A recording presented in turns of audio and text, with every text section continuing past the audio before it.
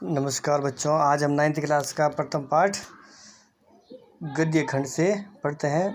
दो बैलों की कथा जिसको मुंशी प्रेमचंद ने लिखा है।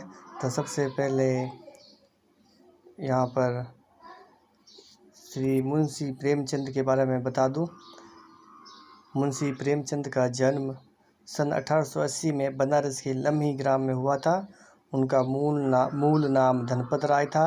प्रेमचंद का बचपन अभाव में बीता और शिक्षा BA तक ही हो पाई, क्योंकि उनके बचपन में उनकी बहुत सारी पारिवारिक घटनाएं थी, इसलिए उनकी शिक्षा BA तक ही हो पाई। उन्होंने शिक्षा विभाग में नौकरी की, परंतु असहयोग आंदोलन में सक्रिय भाग लेने के लिए सरकारी नौकरी से त्यागपत्र दे दिया। तो वे शिक्षा विभाग में नौकरी करते थे, लेकिन असहयोग आंदोलन में उन्होंने हिस्सा लिया था। इस कारण उन्हें सरकारी नौकरी से त्यागपत्र देना पड़ा, नौकरी छोड़नी पड़ी और लेखन कार्य के प्रति पूरी तरह समर्पित हो गए और फिर उन्होंने लिखने का काम शुरू कर दिया। सन 1936 में इस महान कथाकार का देहांत हो गया और 1936 में इनका देहांत हो गया। प्रेमचंद की कहानियाँ मानसरोवर के 8 भागों में संकलित है। तो प्रेमचंद की जो कहानियाँ हैं वो मानसरोवर के 8 भागों में संकलित है। सेवा सदन, प्रेमाश्रम, रंगभूमि, कायाकल्प, निर्मला, गबन, कर्मभूमि, गोदान इनके प्रमुख उपन्यास है। इनके प्रमुख उपन्यास कौन कौन से हैं? सेवा सदन, प्रेमाश्रम, रंगभूमि, कायाकल्प, निर्मला, गबन, कर्मभूमि, गोदान इनके प्रमुख उपन्यास हैं। उन्होंने हंस, जागरण, माधुरी आदि पत्रिकाओं का संपादन किया। इन्होंने 3 पत्रिकाओं का संपादन भी किया, जिनमें हंस, जागरण और माधुरी ये 3 पत्रिकाएं हैं। इन्होंने इनका संपादन किया। कथा साहित्य के अतिरिक्त प्रेमचंद ने निबंध एवं अन्य प्रकार का गद्य लेखन भी प्रचुर मात्रा में किया। उन्होंने निबंध भी लिखे और कहानियाँ भी लिखी। प्रेमचंद साहित्य को सामाजिक परिवर्तन का सशक्त माध्यम मानते थे। उन्होंने जिस गांव और शहर के परिवेश को देखा और जिया, उसकी अभिव्यक्ति उनके कथा साहित्य में मिलती है। तो वहाँ वे जिस गांव या शहर के लोगों के हालचाल, वहाँ का रहन सहन, खान पान, उनकी स्थिति के बारे में देखा, तो उन्होंने वैसी कहे उनको अपने कथा में डाल दिया।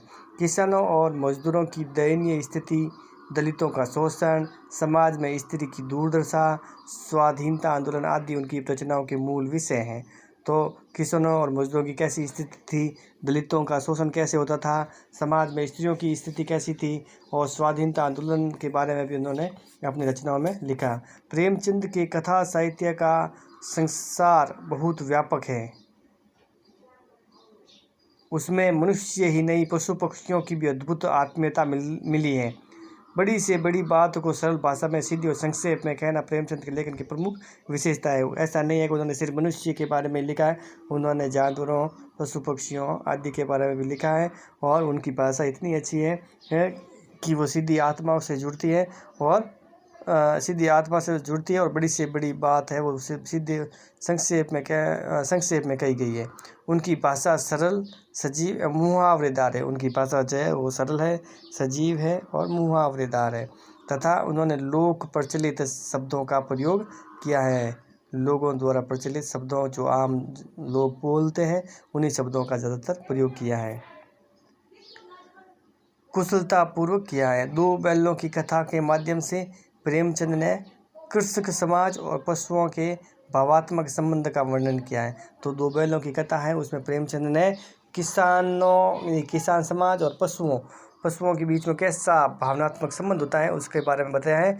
इस कहानी में उन्होंने यह भी बताया कि स्वतंत्रता सहज से नहीं मिलती है, इसके लिए बार बार संघर्ष करना पड़ता है। और इस कहानी में हमें स्वतंत्रता के बारे में बताया है कि भाई हमें जो भी स्वतंत्रता चाहिए, जैसे किसी भी प्रकार की स्वतंत्रता चाहिए, आज़ादी चाहिए, तो हमें ऐसे ही नहीं मिलती है, संघर्ष करना पड़ता है। इस प्रकार परोक्ष रूप से यह कहानी आज़ादी के आंदोलन की भावना से जुड़ी है। इसके साथ ही इस कहानी में प्रेमचंद ने पंचतंत्र और हितोपदेश की कथा परंपरा का उपयोग और विकास किया है। फिर आगे 2 बैलों की कथा यहाँ से शुरू होगी, जो हम ये कल पढ़ेंगे। आज के लिए प्रेमचंद का परिचय काफ़ी है, आप इसे अपने नोटबुक में लिखें और कंठस्थ करें। धन्यवाद।